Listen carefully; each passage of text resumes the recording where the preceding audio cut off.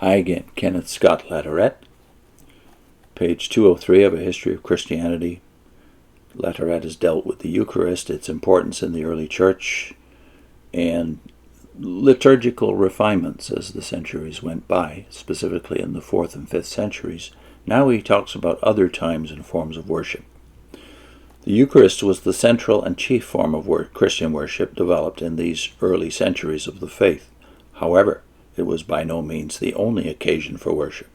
Some practices were private, by individuals, and others were by groups or congregations. Several of the customs and forms were taken over from Judaism, often with modifications. Others were of purely Christian origin.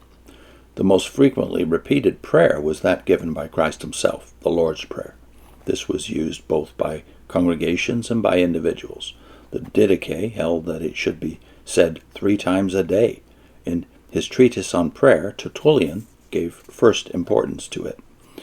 The times of prayer were frequent. In the 2nd century it was the custom, presumably held up as the ideal to all the faithful, to pray at daybreak and nightfall, when normally Christians came together for prayers and the singing of psalms, and at 3 other hours of the day, at mid-forenoon, at noon, and at mid-afternoon. We also hear of prayers being enjoined at midnight. Bible reading was commended for the individual Christian if there were no communal services on that day. Sunday was the chief day of worship. Then the first service, at least at some places and in the 2nd century, was before the dawn, with readings from the Scriptures, chants, homilies, that is, sermons, and prayers. After it came the Eucharist in the early hours of the morning. As we have seen, the common meal, the agape, or love feast, which in Paul's day seems to have been held in connection with the Eucharist, was eventually separated from it and held later in the day. It was soon dropped completely, but for what reason is not entirely clear. The Eucharist was observed on other days than Sunday, partly after the Jewish custom. 2 days in the week were marked by fasting and prayer, but they were not those set apart by the Jews, namely Mondays and Thursdays, but Wednesdays and Fridays. In Latin, the word station was applied either to these days or to the fasts connected with them. In many places, these 2 days were occasions for the Eucharist, but some Christians felt that they would be breaking their fast if they took communion on them. The Wednesday and Friday fasts were usually concluded by mid-afternoon, and some had the bread and the wine of the Eucharist reserved for them until that hour. In numbers of churches, Saturday also became a fast day, or the Friday fast was prolonged into Sunday. The Friday fast was prolonged into Saturday, and in some churches the Eucharist was not celebrated on that day. We must note that prayer was commanded before dinner in the form of a brief thanksgiving, with a petition and a dedication to every good work.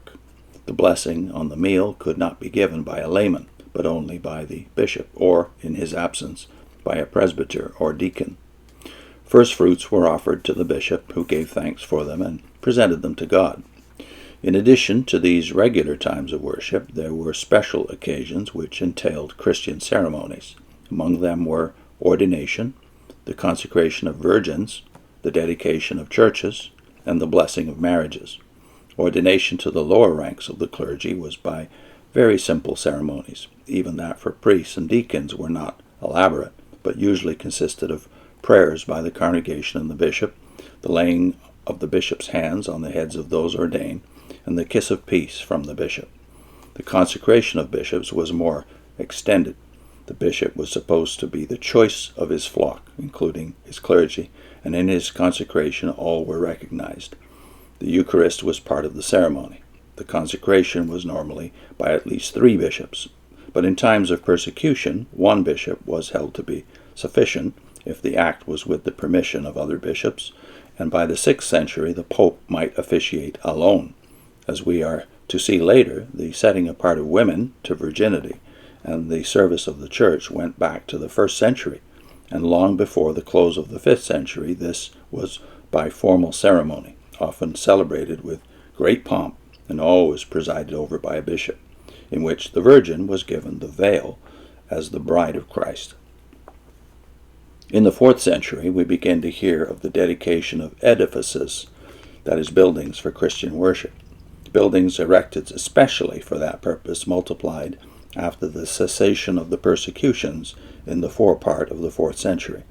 Many of these were constructed near or over the tomb of a martyr. Martyrs were held in veneration, and either the tomb or some relic of a martyr was so highly prized that eventually, although not until after the 5th century, the presence of a relic in the altar was held to be essential to a church. Until about the close of the 5th century, all that usually seems to have been considered necessary for the consecration of a church building was the celebration in it of the Eucharist. Not far from that time, special services of dedication increased. Christians were not required to seek the blessing of the church to give validity to their marriage. However, by the time of Tertullian, that is around the beginning of the 3rd century, it seems to have become customary to have a Christian ceremony in which the church cemented the marriage, confirmed it with an oblation, and sealed it with a benediction. Next will be Christian festivals and the beginning of the Christian year. Put in a link to a video Vivian did on why is it that Jehovah's Witnesses talk so little of God the Father and not even recite the Lord's Prayer. See you next time.